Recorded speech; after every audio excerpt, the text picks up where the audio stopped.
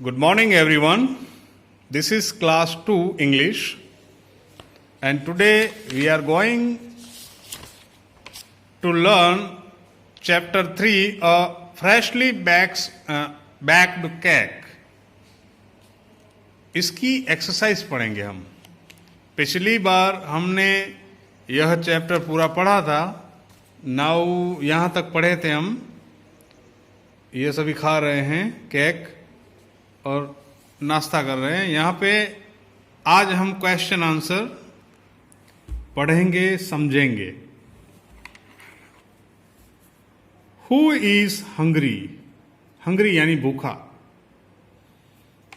भूखा कौन है? आंसर है Alka. What is she going to do in the kitchen?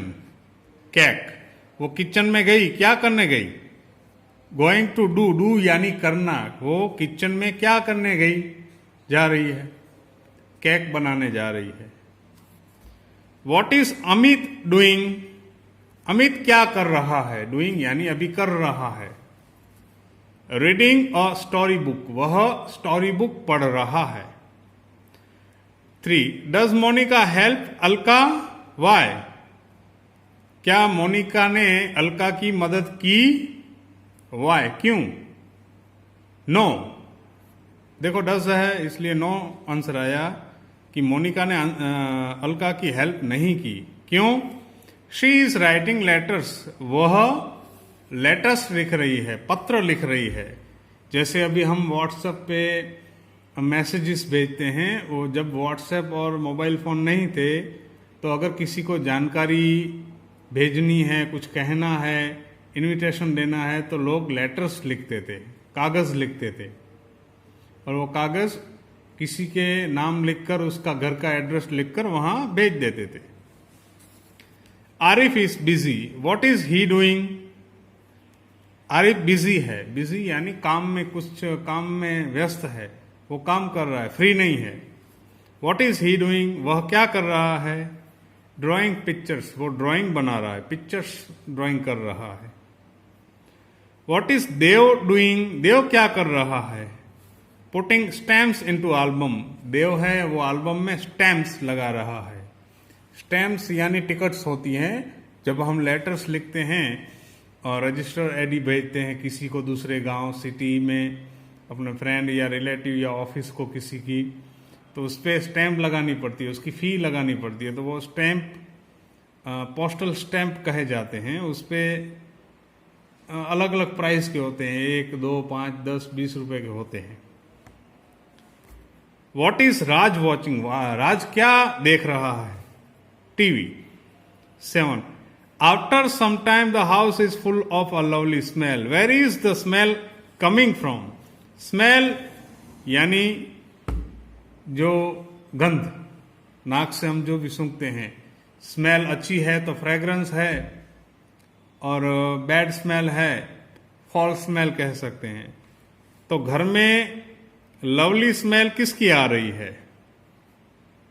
Where is the smell coming from? वो smell कहां से आ रही है?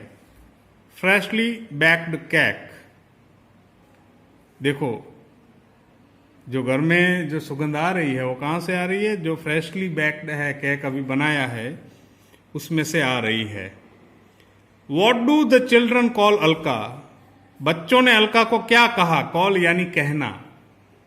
What do the Alka children call Alka? बच्चों ने अलका को क्या कहा? We are sorry, we are promise to be good. बच्चों ने कहा हमें माफ करो, हम प्रॉमिस करते हैं कि हम अच्छे बनेंगे. Let's read between the lines. चलो इसमें से बिटवीन द लाइन्स यानी कुछ लिखा है, उसमें से कुछ समझना जो अलग हो थोड़ा. यहां देखो, does Alka want to teach the children a lesson? What lesson does she want to teach them? 2. Does Alka share the cake with the other children? Why does she do so? तो इसका आप आंसर सोचना. और यहां देखो ये ब्रेकफास्ट चालू है. इसमें क्या है? Let's talk. चलो बातें करते हैं. work in pairs. Find the correct statements from below which go with the responses given. देखो responses given हैं, इसके आंसर लिखने हैं. ये आंसर यहां लिखे हुए हैं. responses यहां देखो. There is a hungry cat in my backyard. There is a big thorn in my dog's paw. There are some red roses on the table. There is an overripe mango in this basket. There is a big robot in this picture. Example, pupil A. Pupil यानी students. देखो pupil आप समझोगे क्या? तो आप student हो ना, तो आप ही pupil हो. स्टूडेंट को प्यूपिल भी कहते हैं और आप प्यूपिल हो, स्टूडेंट हो, विद्यार्थी हो. तो प्यूपिल और स्टूडेंट एक होता है, same. Pupil A. There is an over ripe mango in this basket. Over ripe यानी ज्यादा पक गया है. तो बास्केट में ज्यादा पका हुआ मैंगो है. प्यूपिल बी वो आंसर देता है. देखो, थ्रो इट अवे, उसको फेंक दो. यहां देखो, प्यूपिल सी. प्यूपिल डी. प्यूपिल डी ने क्या कहा? पुट देम इन अ वैस. उसने आंसर दिया कि पुट देम इन अ वैस. तो किसको वैस में रखना है? वैस यानी फूलदानी. तो क्या है? There are some red roses on the table. तो डी ने आंसर दिया पुट देम इन अ वैस.